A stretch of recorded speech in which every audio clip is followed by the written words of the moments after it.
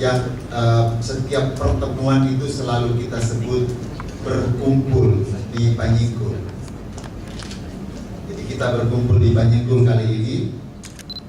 Kalau pada ulang tahun pertama Panyingkul, kita berkumpul di Puntondo Takalar, membicarakan banyak hal dan mulai membangun kebiasaan-kebiasaan yang baik sesama warga Panyingkul. Kemudian kita juga dengan bangga meluncurkan sebuah buku. Jadi kebiasaan yang baik itu antara lain kumpul-kumpul, ketawa-ketawa, saling kenal, karena kita ini cuma bertemu di apa istilahnya, dunia maya, di internet, dalam sebuah milis yang bernama milis panyingkul@ihogroups.com. Di awal-awal kemudian lahirlah Panyingkul ini. Di tahun kedua, jadi di tahun pertama kita membangun kebiasaan yang baik. Yang kebiasaan yang baik yang sangat hidup di antara kita itu yaitu ketawa-ketawa, kumpul-kumpul, senang-senang. Dan kalau ada yang sudah mulai serius, mau berseminar, mau mendiskusikan tentang perubahan dunia, perubahan iklim dan sebagainya, kita akan katakan lucu sekali kok itu, bos. Karena kita ini cuma di Panyingkul. Panyingkul is junction. Jadi persilangan, tempat kita merokok-merokok, ces, apa segala macam, ngobrol, ngalor ngidul.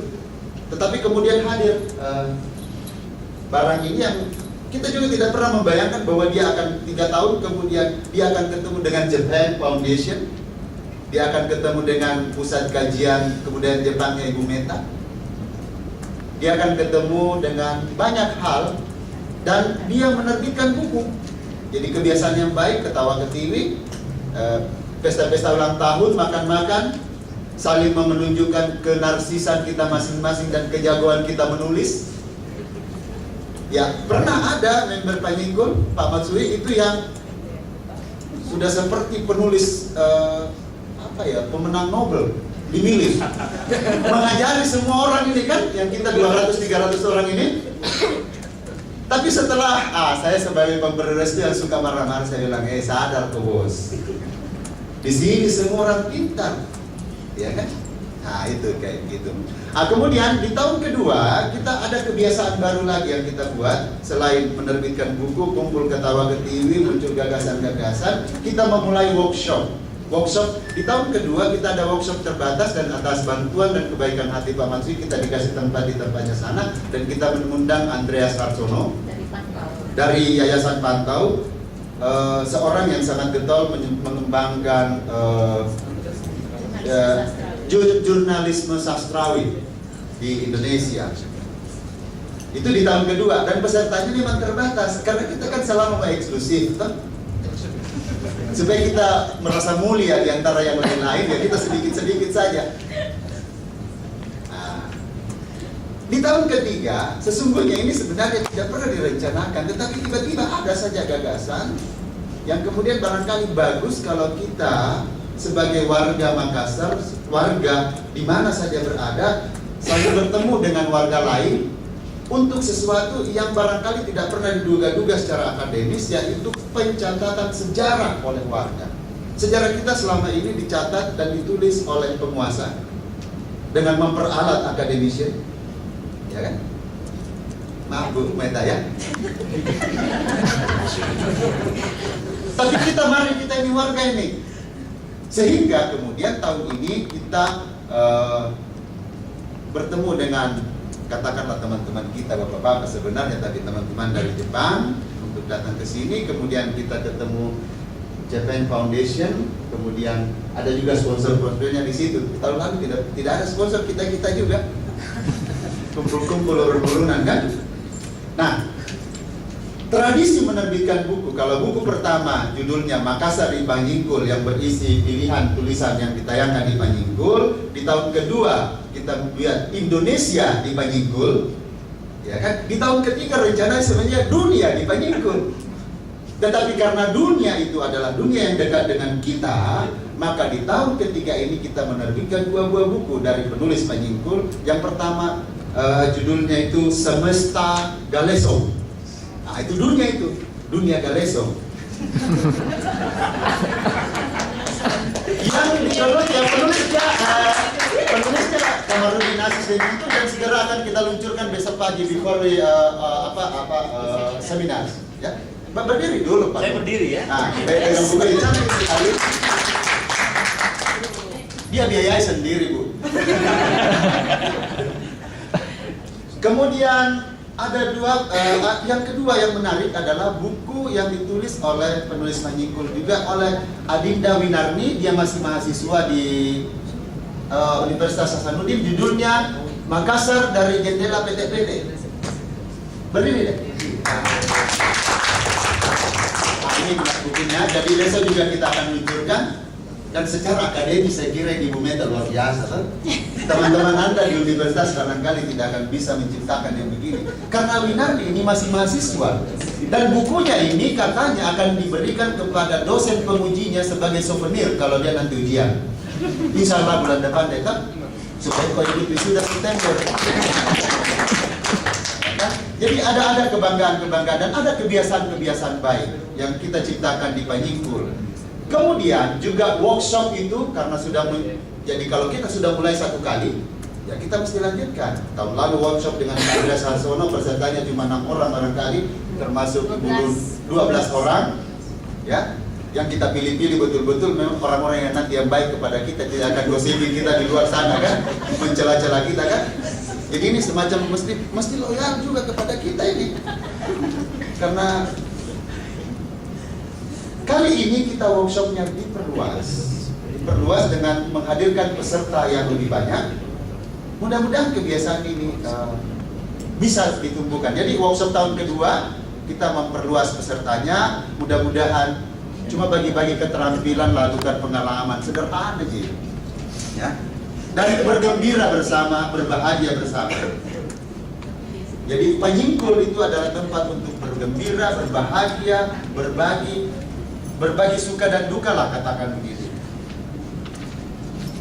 Kemudian moto kita ini kan sebenarnya meminjam motonya Muhammadiyah. Kalau Muhammadiyah itu kan Dr. Amin bilang Kiai Dahlan bilang hidup-hidupkanlah Muhammadiyah, ya kan? Dan jangan hidup dari Muhammadiyah. Panyingkul juga lebih itu, malah lebih begitu. Hidup-hidupkanlah Panyingkul.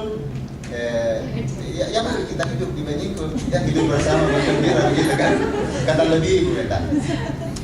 Ya, untuk apa? Karena media ini penting sekali dan banyak sekali surprise setiap hari ketika media ini berjalan. Karena tiba-tiba kita ketemu seorang Makassar atau seorang Bugis dari Belanda yang sangat rindu dan sudah 40 tahun pergi, dan kemudian dia menulis dan membaca kampungnya di sini, membaca Palovo, membaca Mandar, membaca apa dan sebagainya.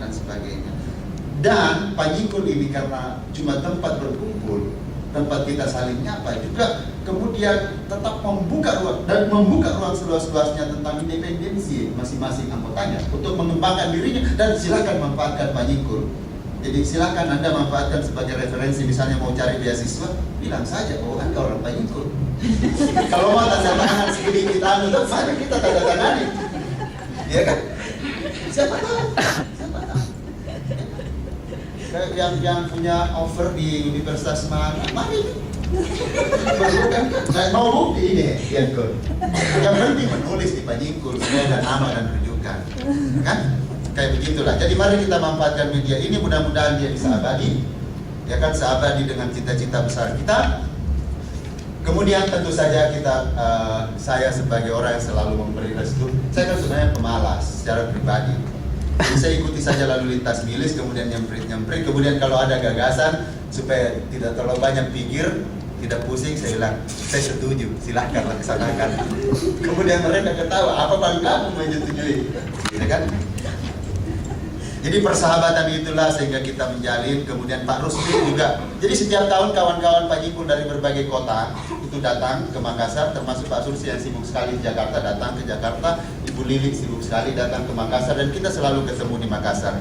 Insya Allah kalau umur kita panjang tahun depan kita akan ketemu lagi dan mungkin akan Yang pasti akan menerbitkan buku lagi, pasti ada workshop lagi, dan pasti entah apa lagi gagasan nanti.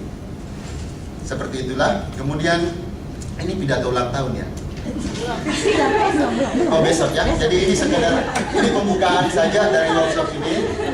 Kemudian ada beberapa titipan dari Pak Jingkul ini yang saya kadang-kadang lupa. Kita juga bekerja sama dengan komunitas Green Map Indonesia bagian timur yang Ibu Meta.